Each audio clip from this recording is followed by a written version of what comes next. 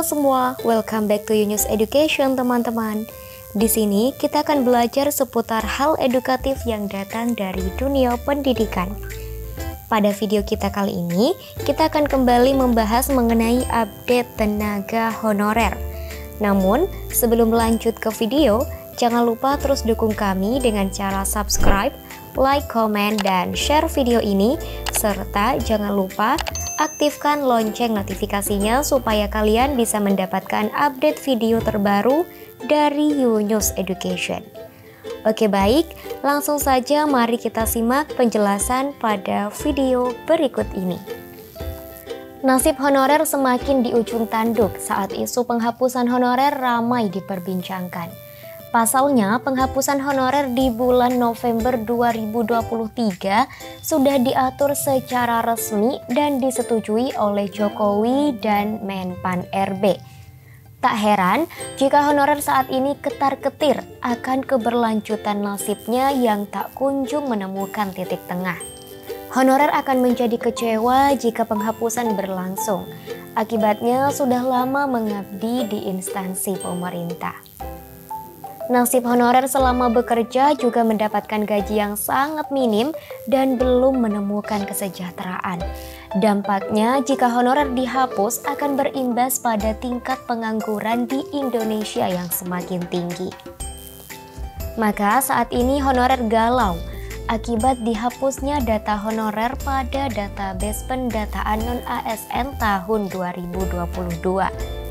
Secara tidak langsung, dapat dinyatakan bahwa di tahun 2023 ini adalah akhir di mana honorer bekerja di instansi pemerintah.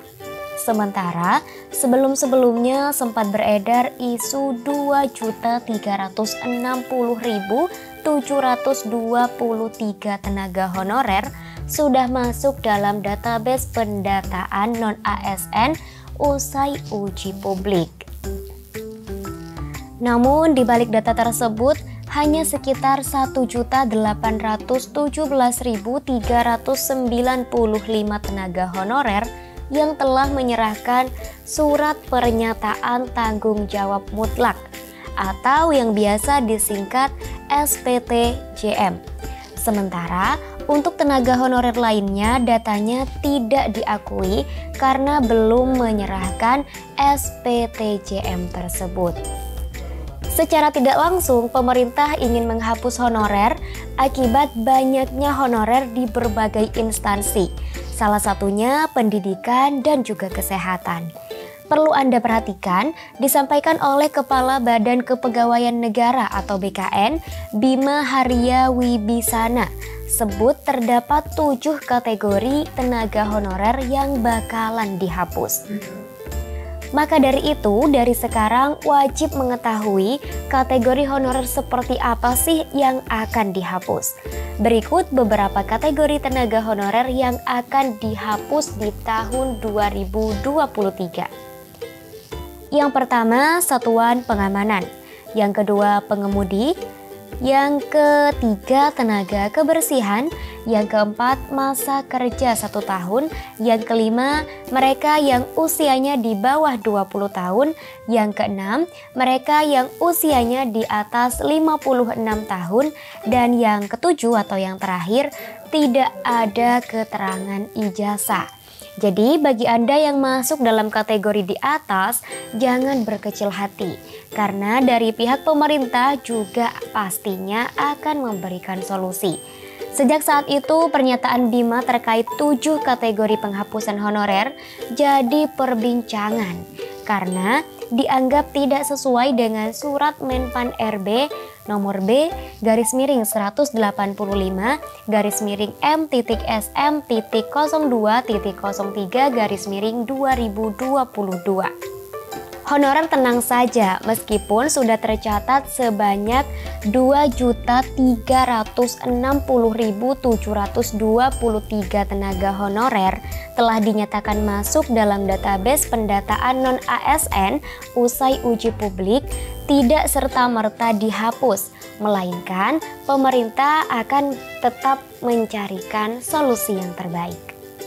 Salah satu solusi pemerintah ialah memperbolehkannya instansi terkait dalam rekrut tenaga ahli atau outsourcing, sehingga honorer kategori tersebut bisa memanfaatkan peluang ini sebaik mungkin dalam skema outsourcing. Solusi lain dari beberapa pihak, salah satunya juga RUU ASN, agar tenaga honorer langsung diangkat menjadi PNS maupun P3K. Nah, jika benar solusi ini dipilih, tentu sangat menggembirakan bagi para tenaga honorer yang terancam akan dihapus.